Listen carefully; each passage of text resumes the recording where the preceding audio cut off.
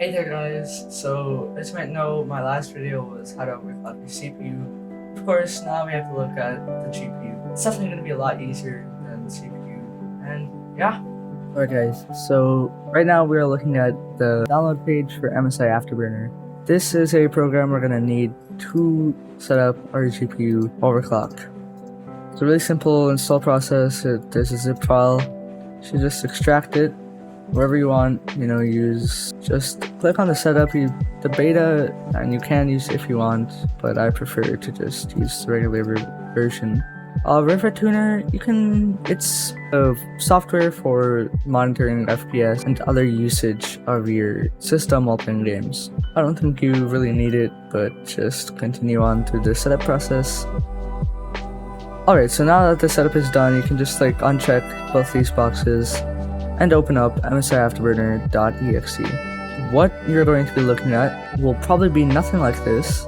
It will probably be something like, where is it? Here it is. So it is user interface scanning properties. Usually it will look something like either this. It's okay. My personal favorite is Mystic Afterburner. Just choose that skin. I'm pretty sure it just looks way better, at least in my opinion it does.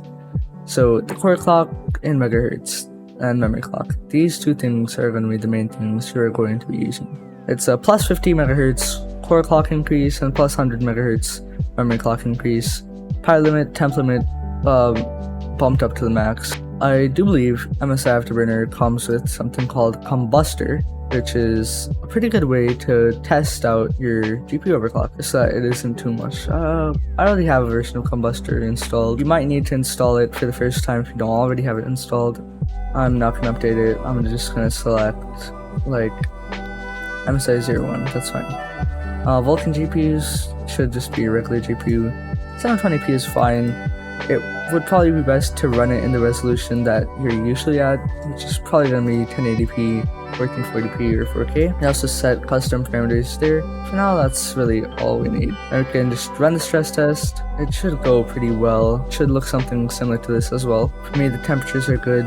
The load isn't extremely high right now. It's actually pretty low. Oh, never mind. That's CPU, of course. Looking at the Rampant GPU, as of here, hovering a little below 70 degrees Celsius, which is fine. Load is at 100%, 100 plus FPS. All pretty good. So just let this run for a while and for 5 minutes. And if it doesn't crash, you're pretty good. Now, of course, we don't only want that little of an overclock. Probably not going to get us anywhere, at least on newer graphics cards. Bump it up to 100 megahertz core clock increase.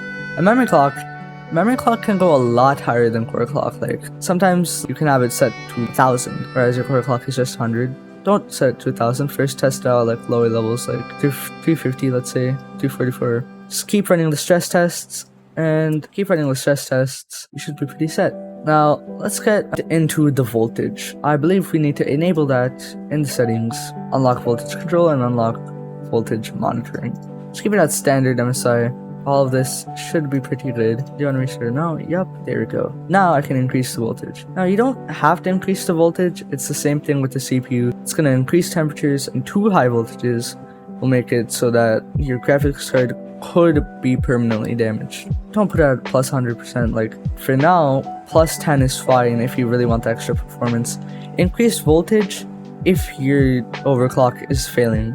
Sometimes you actually want to decrease voltage, but I do not think MSI Afterburner allows you to do that. Performs automated graphics card overclocking and stability testing by means of NVIDIA OC scanner technology. It's the same thing, it's to scan your overclock.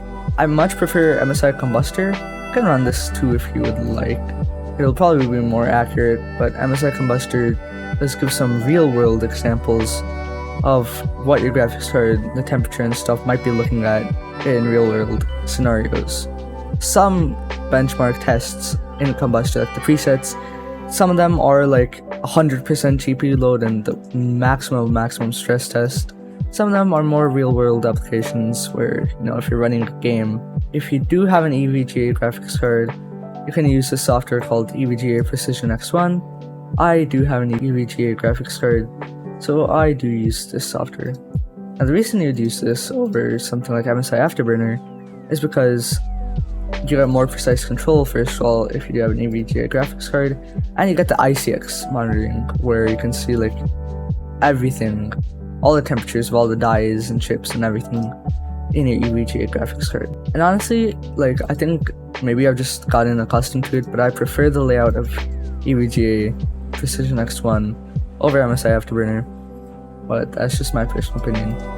And yep, that is it, guys. See you guys in the next one. And if you did enjoy, be sure to hit like and subscribe. You know, check out my CPU overclocking video, because that was pretty good for AMD Ryzen users who would like to use Ryzen Master.